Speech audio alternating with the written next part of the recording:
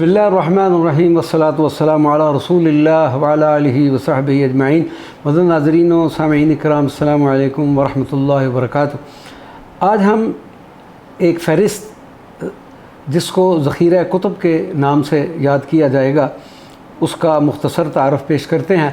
جناب کی اطلاع کے لیے عرض ہے کہ اس بندہ ناچیز نے اپنی ذاتی لائبریری کی 30% کتابیں ضلع اٹک کے علاقہ مکھڈ شریف میں خانقاہ حضرت مولانا محمد علی مکھڈی کی لائبریری کو عطیہ کر دی ہیں، اور یہ انہی کتابوں کی ایک تفصیلی فہرست ہے جو 2 شخصیات کی ذاتی کتب پر مشتمل ہے۔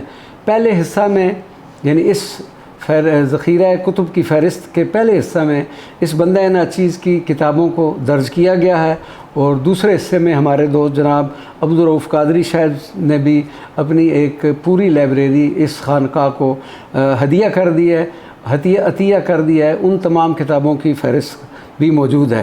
یہ فہرست 105 صفحات پر مشتمل اور اگست 2021 میں شائع ہوئی۔ فہرست کا ابتدائیہ خانقاہ مولانا محمد علی مکھڈی کہ جناب ڈاکٹر محمد ساجد نظامی صاحب نے تحریر فرمایا۔ اس کے بعد انہوں نے اس بندہ کا ایک مختصر تعارف درج کیا ہے۔